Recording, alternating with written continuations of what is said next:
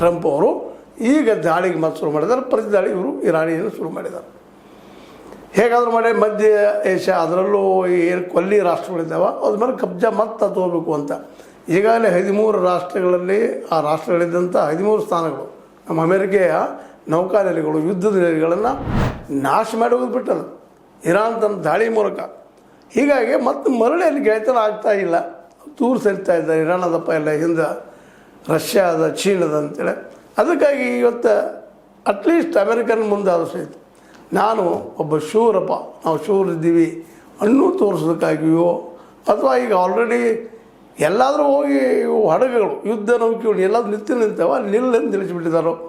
ಒಟ್ಟಾರೆಯಾಗಿ ಈ ಶಾಂತಿ ಮಾತುಕತೆಯಲ್ಲಿ ಯಶಸ್ವಿ ಆಗ್ತಾಯಿಲ್ಲ. ಶಾಂತಿ ಮಾತು ಯಶಸ್ವಿ ಆಗಬೇಕಾಯ್ತಂದ್ರೆ ಅವ್ರು ಕೇಳ್ತಾರೆ ಹೊರ್ಮೂರು ಓಪನ್ ಆಗಬೇಕು, ಅದು ಇರಾನದ್ದು ಎನ್ರಿಚ್ ಯುರೇನಿಯಮ್ ಅದು ನಮಗೆ ಕೊಡಬೇಕು. ಅವೆರಡೂ ಇಲ್ಲಂದ್ರೆ ಯುದ್ಧ ನಡೆದನ ಇದು ಕಂಟಿನ್ಯೂ ಆಗೋದು ಅಂತ ಹೇಳ್ತಾ ಇದ್ದಾರೆ. ಅದಕ್ಕಾಗಿ ಇರಾನ್ ಸಹಿತ ಅದು ಬಿಡು ಸ್ಥಿತಿಯೊಳಗಿಲ್ಲ. ಯಾಕಂದ್ರೆ ಹೊರ್ಮುಜ್ ಹೋದಂದ್ರ ಕಾಯಿಂದ ಹಿಡಿತದ ಇಂಟರ್ನ್ಯಾಷನಲ್ ಅನ್ನುವಂಥದ್ದು ಒಂದು. ಎರಡನೇದಾಗಿ ನಮ್ಮ ದೇಶದ್ದು ಯುರೇನಿಯಮ್ ನಾವು ಒಂದು ಸಫಿಸ್ಟಿಕೇಟ್ಲಿ ತಯಾರು ಮಾಡಿದ್ದೀವಿ, ನಾವು ಕೊಡೋದಿಲ್ಲ ಯಾರಿಗೆ ಅನ್ನೋಂಥ ಹಠಕ್ಕೆ ಬಿದ್ದಿದ್ದಾರೆ. ಹೀಗಾಗಿ ಮತ್ತು ಅದು ಸತ್ಯರದ ಇನ್ನೊಂದು ದೇಶದ ಯುರೇನಿಯಮ್ ಅವ್ರು ಯಾಕೆ ಕೊಡಬೇಕ್ರಿ, ಅವ್ರು ಸಾರ್ವಭೌಮತ್ವಲ್ವಾ ಅನ್ನೋ ಪ್ರಶ್ನೆ ಅಂತಾರಾಷ್ಟ್ರೀಯ ಭಾಳಷ್ಟು ಚರ್ಚಿತಾಗ್ತಾಯಿದೆ. ಈ ಕಾರಣದಿಂದಾಗಿ ಇರಾನ್ ಮತ್ತು ಅಮೆರಿಕ ಯುದ್ಧ ಸ್ಟಾರ್ಟ್ ಆಗಿಬಿಟ್ಟದೆ ಈಗಾಗಲೇ.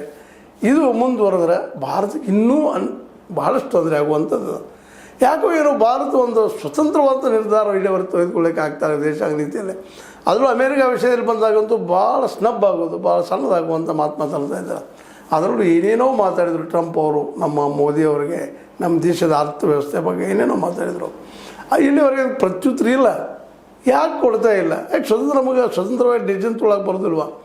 ರಷ್ಯಾದಿಂದ ಎಣ್ಣೆ ಬರ್ತದೆ, ಗ್ಯಾಸ್ ಸಿಗ್ತದೆ, ಅಲ್ಲಿಂದ ಸ್ವಸ್ತಾದಲ್ಲಿ ಸಿಗ್ತದೆ, ಉಳಿದ ಎಲ್ಲ ರಾಷ್ಟ್ರಗಳಿಂದ ಯಾಕೆ ತೊಗೊಳ್ಬಾರ್ದು?